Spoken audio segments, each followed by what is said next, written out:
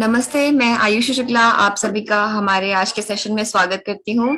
हमारे आज के वक्ता है धन सिंह गरिया जी। आप गढ़वाल के हैं। आपका जन्म उत्तराखंड के सुरम्य वादियों में हुआ और बचपन से ही आप प्रकृति के काफी करीब रहे हैं और इसके लिए आपको आपने अपना काफी कंट्रीब्यूशन भी दिया है एनवायरनमेंट के लिए।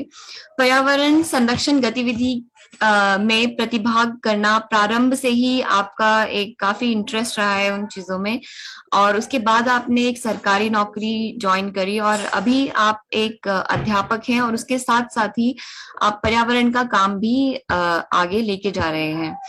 एक बहुत ही अच्छी बात है आपके बारे में, वो ये है कि आप हर साल करीब 5 बच्चों को गोद लेते हैं, अर्थात उनके शिक्षण का, उनके रहने का सारा खर्चा अपने से उठाते हैं। तो इस तरह आप लगभग 50 से अधिक बच्चों को अभी तक उनके जो फाइनेंसेस हैं, मतलब कि उनके लिए घर अरेंज करना और उनकी स्टडीज अरेंज करना, ये सभी काम आप कर चुके हैं।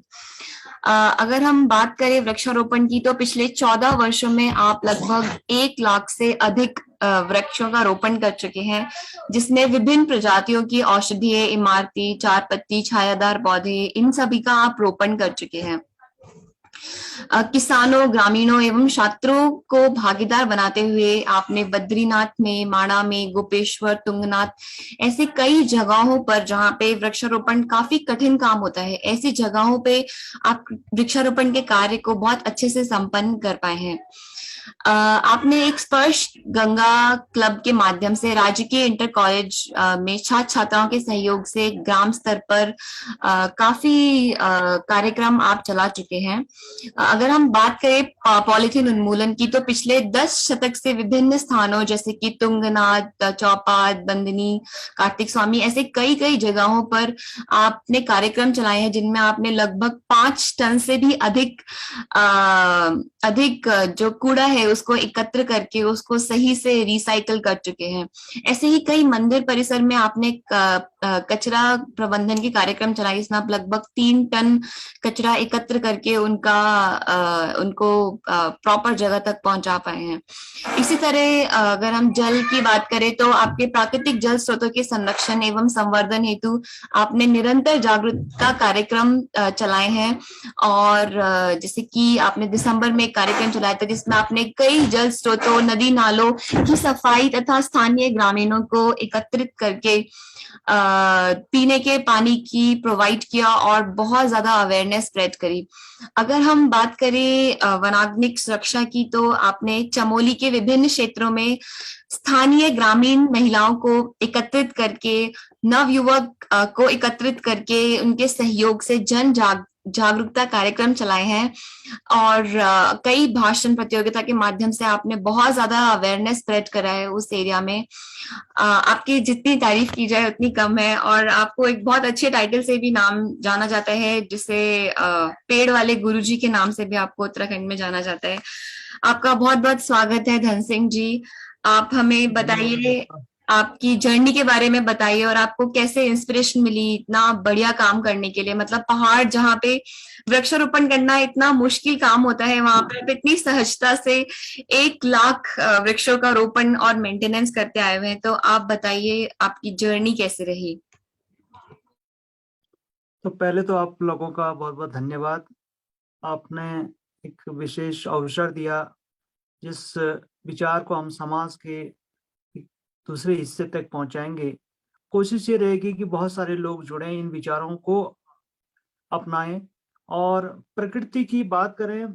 प्रकृति हर किसी के मन में छुपी रहती है, चाहे आंतरिक हो चाहे बाह्य हो, लेकिन उसे आंतरिक विचारधाराओं को जब तक हम प्रैक्टिकल व्यूज से नहीं देखेंगे, व्यवहारिकता जिसे कहते हैं उसके साथ नहीं जोड़ेंगे, तब तक हम प्रकृति की बात नहीं कर सकते।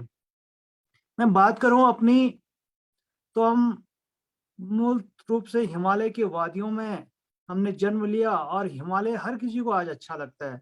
यदि किसी के मन में यदि प्रकृति की बात करें तो उसके ख्याल में सिर्फ हिमालय ही आता है।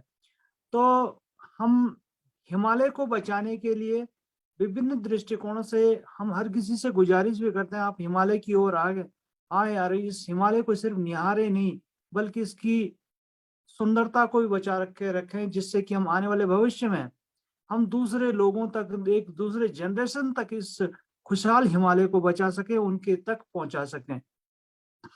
तो मुख्य रूप से मैं बद्रीनाथ का रहने वाला हूँ। उसके आसपास मैंने बचपन से देखा, बहुत कम हरियाली थी, उसमें बहुत कम पेड़ पौधे थे। तो मुझे भी ऐसा लगता था कि आखिर यहाँ पर पेड़ पौधे कम क्यों हैं।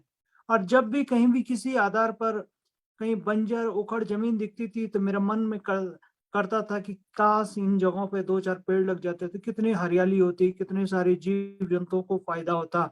हम लोग जब चल वहां से गुजर के जाते हैं हमें भी छाया मिलता। तो इन विचारधाराओं के साथ धीरे धीरे चलने की कोशिश की और आज ऐसा लगता है कि इस विचारधारा को बहुत सारे लोग अडॉप्ट भी कर रहे हैं और हमको भी खुद को सीखने का मौका मिल रहा है।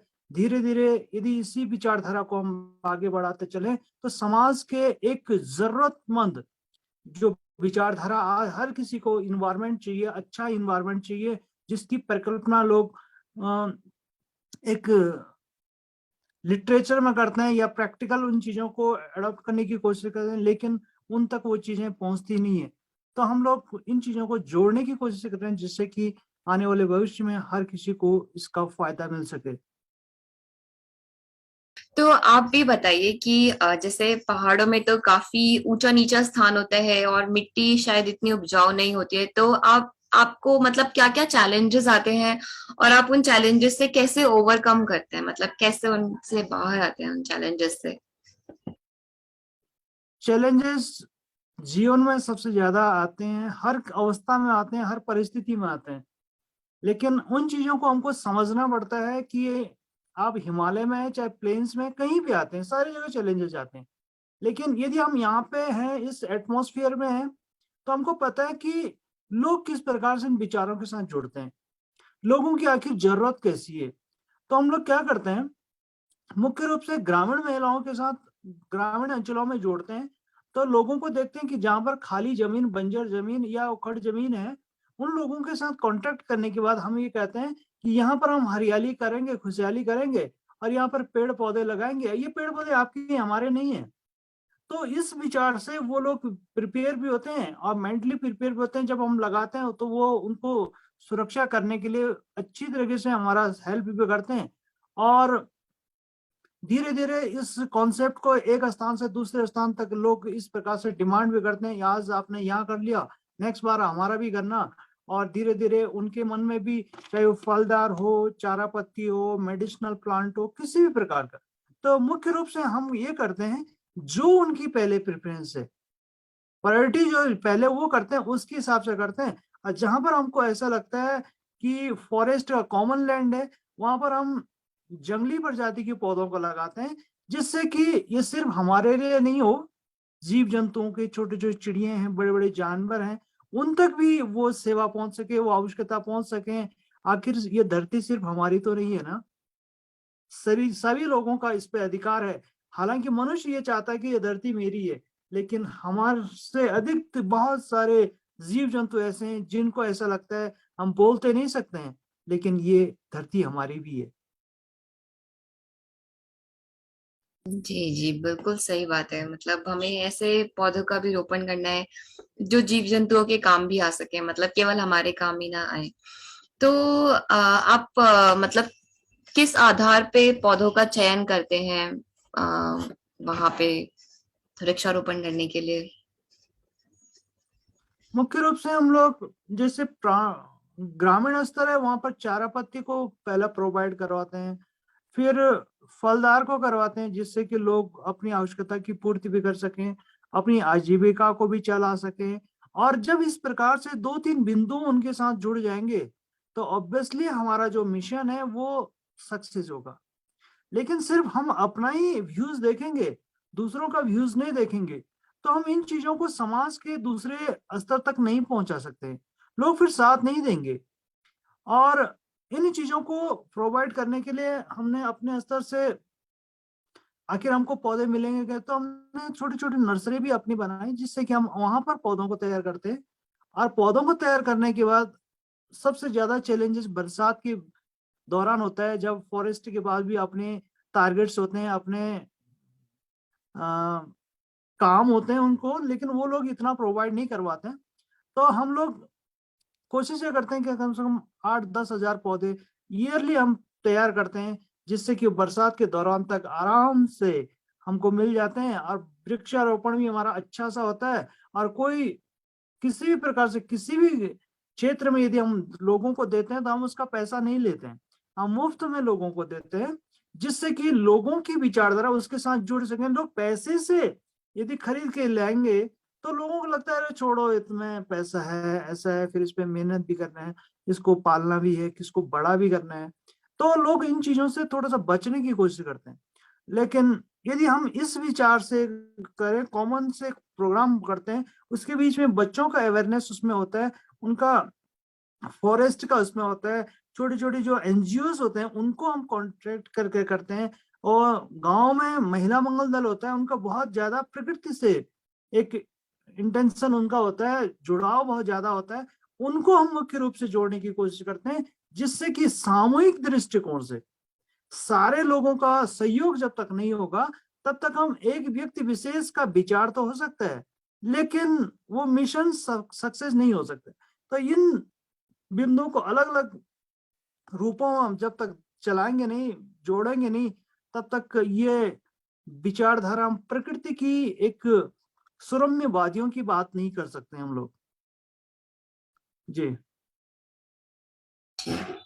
तो तो जैसे कि मतलब हम बात कर रहे हैं कि प्लांटेशन ऑन माउंटेन्स, तो मतलब एक तो आपने बताया कि बरसात एक चैलेंज होता है, और आपको क्या क्या मतलब परेशानियां आती हैं और आप उनसे कैसे बाहर निकलते हैं?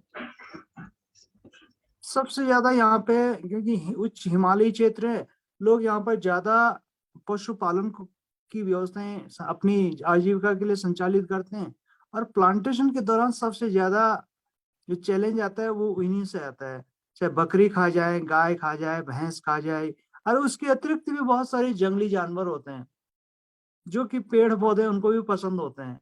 हमको तो लगाना पसंद है, उनको खाना पसंद है, तो उनके बीच में कॉम्बिनेशन बनाना बहुत जरूरी है। तो कुछ जगहों पे हम फेंसिंग भी करते हैं, लेकिन ज्यादा मात्रा में यदि हम करें तो फेंसिंग नहीं कर पाते हैं। तो इस प्रकार के चैलेंजेस बहुत आते हैं, और मुख्य रूप से जैसे बरसात के बाद काफी समय के बाद धीरे धीरे फिर पानी की ज्यादा दिक्कतें होती है, तो हम लोग क्या करते हैं, प्लांटेशन एरियाज में जैसे 2 पौधे लगाए और 2 के बीच में एक खड्डा छोड़ देते हैं, खाली छोड़ देते हैं। बरसात का पानी जब आता है तो उसमें कलेक्ट होता है, और ग्राउंड वाटर वो रिचार्ज भी करता है, जिससे कि काफी लंबे समय तक वो मॉइस्चर बना रहता है, और वहां पर जो खरपतवार वो आते हैं वो भी सड़ता है, तो उसमें भी खाद वाद भी बन जाता है। तो इस प्रकार का छोटे छोटे एक्सपेरिमेंट करते हैं, जिससे कि किसी न किसी प्रकार से वो मिशन सक्सेस भी हो जाए। और चैलेंजेस किसी भी स्तर पर होता है, उसका फेस जब तक आप करना नहीं सीखेंगे तो चैलेंज चैलेंज ही रहता है, उसमें किसी प्रकार से सफलताएं नहीं मिलती हैं। तो चैलेंज को हम आगे रखते हैं, तभी जाकर ज्यादा सीखने का मौका मिलता है। जिसके सामने कोई चैलेंज ही नहीं हो, फिर लाइफ में एक नई क्यूरियोसिटी आएगी कैसे। तो हिमालय है, और चाहे बर्फ है, चाहे उबड़ खाबड़ जमीन है, तो इन अवस्थाओं में हमको अपने को रखना है, तभी जाकर हम इस हिमालय में लोगों के विचारों को जोड़ पाएंगे। क्योंकि आखिर हिमालय हर किसी की पहली पसंद है, हर किसी को अच्छा लगता है। जी। तो मतलब आपने बताया कि आप अपनी नर्सरी खुद तैयार करते हैं, तो उसके लिए आप लोगों को ट्रेनिंग भी देते हैं पहाड़ों में कि नर्सरी कैसे तैयार करना है, और मतलब किस किस तरह? हाँ, हम लोग कोशिश करते हैं कि हर कोई हर वर्ष प्रत्येक आदमी फल तो खाता ही है, और उसमें कितने सारे सीड्स निकलते हैं, और हम लोग उसको डस्टबिन में डाल के कहीं ना कहीं कूड़े के डंपिंग में फेंक देते हैं, वो सड़ जाते हैं पौधे, कुछ तो बनते हैं लेकिन खत्म हो जाते हैं। तो आप उसको फिल्टर करें ना, अब अलग करें उसे। जंगलों में बहुत सारे सीड्स होते हैं, कुछ सीड्स हम कलेक्ट करें, कुछ चिड़िया ही उठा उठा के ले जाते हैं, वो बीटिंग करते हैं, वहां भी पौधे होते हैं। लेकिन कुछ हम भी तो करें ना, हम सिर्फ नेचर को ही नहीं सौंपें कि तुम ही करो करके। तो जहां पर वो चीजें अवेलेबल नहीं होती हैं, तो वहां पर हम लोग पौधों को तैयार करने के बाद वहां पर शिफ्टिंग करवाते हैं। तो हम लोगों से बोलते हैं कि आप सेब खाते हैं, संतरा खाते हैं, नारंगी खाते हैं, नींबू खाते हैं और जामुन खाते हैं, तो इनके बीज को आप बर्बाद मत करो। यदि आपने एक साल में अपने 10 ही सीड्स किए कलेक्ट, शायद आप 10 से ज्यादा फल खाते होंगे और उसमें से कम 500 सीड्स निकलते हैं। इसका मतलब आप 500 पौधों को तैयार कर सकते हैं। आप गमले में डाल दो उसे, आप किसी कोने में कोई बर्तन है, खराब बर्तन है, उसमें थोड़ी मिट्टी डाल दो, उसमें सीड डाल दो, तो आपको पौधा मिल जाएगा। यदि आपको लगता है कि मेरे घर में, मेरे आसपास किसी प्रकार की कोई जमीन नहीं है, तो सड़क के किनारे लगा दो, वहां पर ग्रो हो जाएगा। क्या पता वो किसी को खाने के लिए फल मिल जाए जो राहगीर जाते हैं, किसी को छाया मिल जाए। और इवन आप इतना तो मान ही लो कि सड़क के किनारे यदि कोई पौधा होगा, कोई पेड़ बनेगा, तो सड़क जो गाड़ियों के जो एक्सीडेंट होते हैं उसमें भी वो सेफ्टी करता है। तो रोड साइड प्लांटेशन को भी हम प्रोवाइड करवा रहे हैं, क्योंकि हिल एरियाज में बहुत सारे एक्सीडेंट हर वर्ष होता है। और जहां पर मैं निवासरत हूँ, यहाँ से एक स्थान है गोपेश्वर में, तो मैंने देखा बीच बीच में कई सारे सड़कों के किनारे बहुत सारे मंदिर बने होते हैं। वो मंदिर किसी आस्था और विश्वास के नहीं होते हैं, वो मंदिर उनके होते हैं जो लोग वहां पर एक्सीडेंट होकर मरते हैं। तो उन लोगों को मैंने देखा, यहाँ पर मैंने 60 किलोमीटर का सफर मैंने किया, उसमें मैंने 50 मंदिर देखे। ये समय ये एवरेजन मान के चलो 1 किलोमीटर के आसपास एक एक्सीडेंट। तो इस चीज को हमने ये सोचा कि हम रोड साइड प्लांटेशन भी करेंगे। रोड साइड प्लांटेशन करेंगे तो लोगों को लगेगा कि हमें भी इन्वॉल्व उसमें होना है। तो इत्तेफाक से गाड़ी मशीन है, कहीं खराब हो जाती है, उसका ब्रेक फेल हो गया तो हिट हो जाएगा, पेड़ पे हिट हो जाएगा तो बच जाएगा। जहां पर इस प्रकार का वेरियर्स नहीं है तो हुई जाओ, बच जाएगा। तो अलग अलग व्यूज से हमको देखना पड़ेगा, तभी जाकर इस प्रकार के कार्य को हम धीरे धीरे आगे बढ़ाते चले जाएंगे।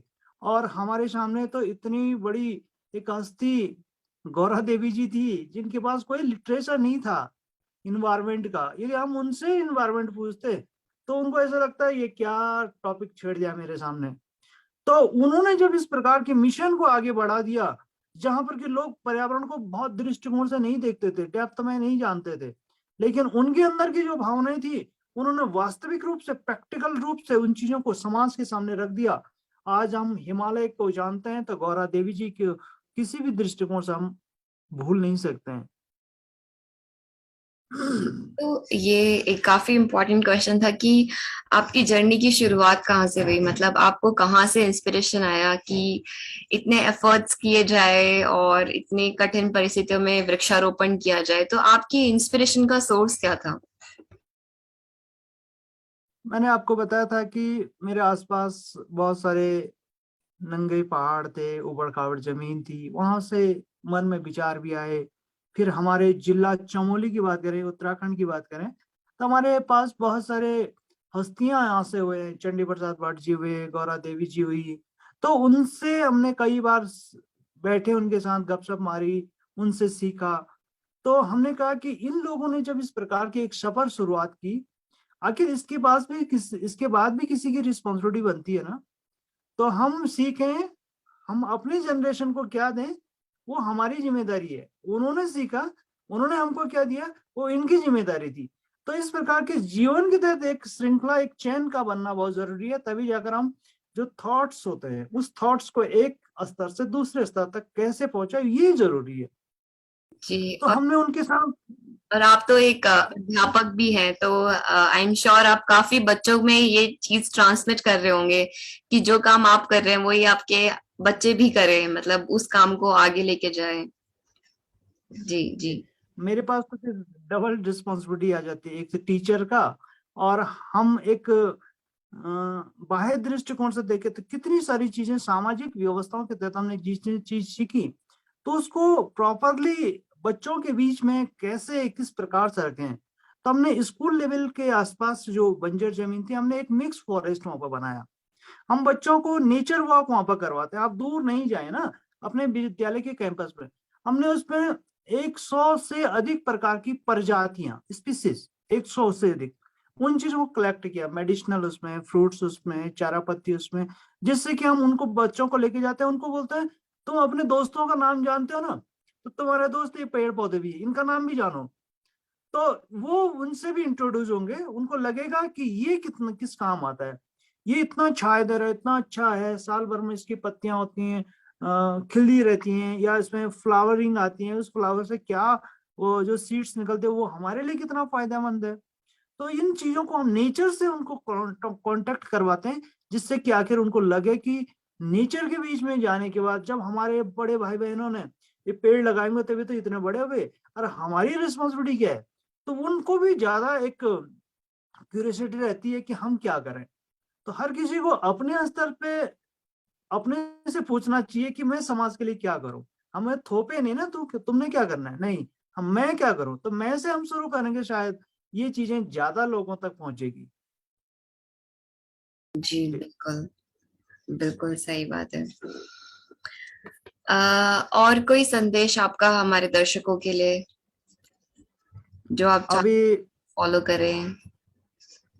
हम कुछ अलग अलग बिंदुओं में देखें, पर्यावरण की बात करें, उसमें प्लांटेशन है, उसमें बीज कलेक्शन है, उसमें पॉलीथीन है, उसमें पानी है, और उसमें मुख्य रूप से आजकल जैसे फायर सीजन लगा हुआ है, यदि हम पेड़ लगाएं और फायर सीजन में अपने आंखों को मूंद दें, तो ये चीजें हम प्रकृति के साथ किसी प्रकार से अ, सही नहीं कर रहे हैं। तो आज मैं देख रहा था हमारे आसपास कहीं भी 2-3 जगहों पर आग लगी थी। हर हर जगह हर व्यक्ति तो नहीं पहुंच सकता है, लेकिन हम किसी न किसी प्रकार से एक कनेक्शन बना सकते हैं। तो मैं फॉरेस्ट की ज्यादा कांटेक्ट में रहता हूँ, तो कहीं भी किस प्रकार से घटनाएं घटित होती हैं, तो पहले तो वहाँ के गांव वालों को बोल देते हैं, फिर फॉरेस्ट को बोलते हैं, वहाँ की जो वन पंचायत की जो टीम है वो उनके कांटेक्ट में आते हैं। ऐसे करके हम लोग इस प्रकार का कार्य को आगे बढ़वाते हैं। तो सभी लोगों से मुख्य रूप से फायर सीजन का दौरान है, और लोगों को ज्यादा से ज्यादा जागरूक करें, जिससे कि लोग इन धरती पे पेड़ तो लगाएं, लेकिन बचाएं कैसे, अपने आसपास एक एक एक्सपेरिमेंट, एक पौधों को जरूर लगाएं, जिससे कि आपको उसको देख के खुशी हो, उसको लगा के खुशी हो, उससे जो सीड्स निकल जाए, कोई जो फल निकल जाए, वो आप तक पहुंच जाए, तो आप न मालूम आपको कितनी खुशी होगी, वो तो मैं भी परिकल्पना नहीं कर सकता हूँ। तो छोटे छोटे प्रयास करें, और छोटे छोटे जो नर्सरी प्राइमरी के स्कूल होते हैं, ज्यादातर वहां पर फ्लावरिंग के प्लांटेशन ज्यादा करें, क्योंकि छोटे बच्चों को ज्यादा फ्लावर्स बहुत अच्छे पसंद होते हैं, बड़ों को भी होते हैं, लेकिन बच्चों का जो कॉम्बिनेशन है, छोटा बच्चा और फ्लावर्स के बहुत सारे होंगे, तो उनका तालमेल भी अच्छा होगा, उनके मन में भी एक नेचर के प्रति कॉन्सेप्ट जुड़ेगा। इन चीजों को हम जोड़ें, तभी जाकर हम लोगों तक भी बोले कि आप क्या करें करके। तो हर कोई काम करता है, लेकिन कुछ लोगों की विचारधारा इन चीजों को नेगेटिव सेंस की ओर होती है, उन चीजों को हम भूल जाए, ठीक है ना। तो बहुत सारे लोग होते हैं कि पेड़ तो अपने आप होते हैं, पेड़ लगा के क्या होता है, तो उन कॉन्सेप्ट को हमको चेंज भी करना है। लेकिन यदि मुख्य रूप से सीड्स वाली बात है, तो सीड्स हमको हर किसी को बचाना है। तो मैं ही यदि साल में 10 संतरा खाऊं, 10 में से 5, एक संतरे में 5 सीड निकल कर आए, तो 50 के आसपास मेरे पास भी सीड हो जाते हैं। तो इन सीडों को हम सामाजिक स्तर पर जोड़ें, तब जाकर हम नेचर पे इन चीजों को देख सकते हैं। जी। जी जी, बिल्कुल सही बात है। और आ, आ, मैं बिल्कुल सहमत करती हूँ इस बात से कि जितना हम बच्चों को लाइव एग्जाम्पल के थ्रू शो कर पाएंगे और उनके आसपास जितना हरियाली क्रिएट करके उनको अवेयर कर पाएंगे, उतना हम बातों से नहीं कर पाएंगे। तो इसीलिए खुद से पहले वो काम करके दिखाना और फिर उनको वो काम करने के लिए बोलना एक बहुत जरूरी है, और आप बिल्कुल यही काम कर रहे हैं। आपने हमें अपना इतना कीमती समय दिया, उसके लिए हम आपका बहुत बहुत धन्यवाद करते हैं। और अब शांति मंत्र से हम एंड करते हैं। ओम सर्वे भवन्तु सुखिनः, सर्वे सन्तु निरामया, सर्वे भद्राणि पश्यन्तु, मा कश्चित् दुःखात् भवेत्। ओम शांति शांति शांति। आपका बहुत बहुत धन्यवाद धन सिंह जी। धन्यवाद, धन्यवाद।